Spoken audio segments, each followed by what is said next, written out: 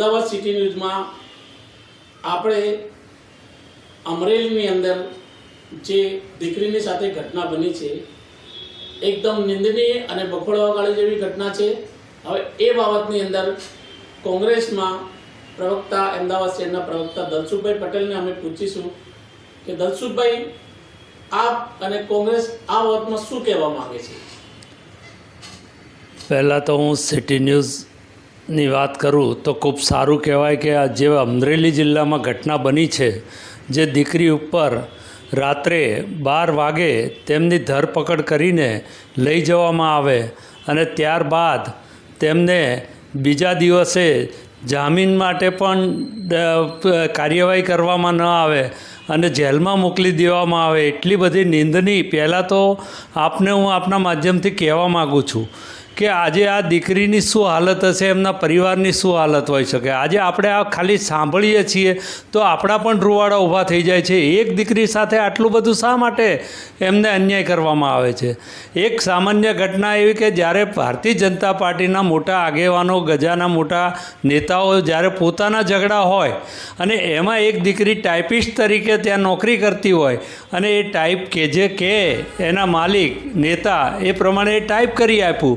એમાં એમનો કોઈ દોષ છે જ નહીં। તેમ છતાં એ દીકરીને ગુનેગાર બનાવી, દીકરીને ગુનેગાર તો બનાવી પણ ત્યાંના એસપી સાહેબ કેટલા બધા નિષ્ઠુર કે જાણે એમને દીકરી જ નહીં હોય, એમને કોઈ મહિલાઓની કોઈ સુરક્ષાની પડી જ ના હોય તેવું વર્તન રાતે 12 વાગે તેમને ઉપાડી લાવે અને 12 વાગે ઉપાડી લાવે, બીજે દિવસે રિમાન્ડ માગે, રિમાન્ડ કોર્ટે ન આપ્યા અને જેલમાં મોકલી આપ્યા અને આટલી બધી સાથે એને 2 કિલોમીટર જેવી એ લેડીઝને ફેરવવામાં આવે। એ દીકરી 22 વર્ષની છે, અનમેરિડ છે। આજે એમની દશા તો જુઓ કે એ દીકરી જ્યારે 22 વર્ષની હોય, અનમેરિડ હોય, તેની સમજણ કેટલી કાચી હોય અને આ રાજકારણનો ભોગ બની ગઈ તો એમાં ભારતીય જનતા પાર્ટીનું જે રાજકારણ છે એના માટેની આ મુશ્કેલીથી આ દીકરી ઉપર આટલો મોટો અન્યાય। આ તો સામાન્ય સમજી શકાય કે પાટીદાર સમાજની દીકરી છે, પણ આ તો કોઈ પણ સમાજની દીકરી હોય, લોકોએ બહાર આવીને આને વખોડવું જોઈએ અને જે આના ગુનેગારો છે ખરેખર જે સજાને લાયક છે એમને સજા થવી જોઈએ। અને હું તો આપના માધ્યમથી કહીશ કે સિટી ન્યૂઝના માધ્યમથી કહેવા માગું છું કે જે એસપી છે જેમણે નેતાના કહેવાથી આ કૃત્ય કર્યું છે અને જે રીતે આ નિંદની ઘટના છે એને જે રીતે એમણે ફેરવી છે દીકરીને, તે રીતે તેમને સસ્પેન્ડ નહીં પણ ડિસમિસ કરવા જોઈએ અને તેમને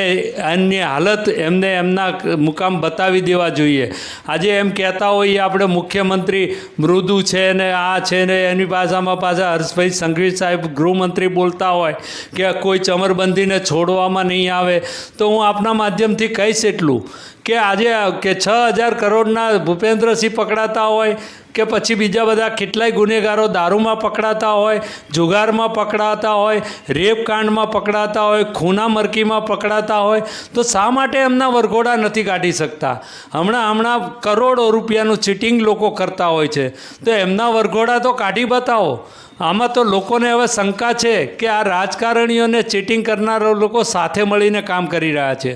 આ બાબતમાં હવે પટેલ સમાજમાં ધારો કે તમારા જે સમાજ સંગઠન ચાલે છે એ બાબતમાં તમે શું કહેવા માંગો છો કે આ ન્યાય જે દીકરીની સાથે અન્યાય થયો છે આ બાબતમાં પટેલ સમાજ કેમ ચૂપ છે, સંગઠન કેમ ચૂપ છે? આજે ગુજરાતની અંદર લેવા પાટીદાર સમાજ મોટામાં મોટો સમાજ છે અને એ સમાજની અંદર આ દીકરીની ઘટના બની છે ત્યારે જ્યારે પણ પહેલાં પણ અગાઉ પણ અમારે અનામત આંદોલનના યુવાનો નીકળ્યા હતા અને જ્યારે પણ અમારા પરિવારો ઉપર અહીંયા અમદાવાદની અંદર જીએમડીસી ગ્રાઉન્ડમાં જે ઘટના બની ત્યારે પણ અમને મા બેન સામું ગાળો આપવામાં આવી હતી। પાટીદાર સમાજના તમામ લોકોની 14 પાટીદાર યુવાનોની હત્યા થઈ હતી પોલીસ ગોળીબારમાં અને એની સાથે સાથે અમોને લાઠીચાર્જથી મારવામાં આવ્યા હતા, અમારી ગાડીઓને નુકસાન કરવામાં આવ્યું હતું। તેમ છતાં અમારા પાટીદાર સમાજના તમામ સંગઠનો એ વખતે ચૂપ હતા અને આ વખતે પણ જ્યારે દીકરીની આજે 4 દિવસ ઉપરાંતથી ઘટના બની છે, 2 દિવસ ઉપરથી એ સોશિયલ મીડિયા અને મીડિયાની અંદર જ્યારે આને લોકોએ ખૂબ વખોડ્યું અને લોકોએ આનો જ્યારે અનાદર કર્યો ત્યારે હવે સમાજના આગેવાનોએ જ્યારે મુખ્યમંત્રી હારે વાત કરવાનું એક ડોળ કરતા હોય એ રીતે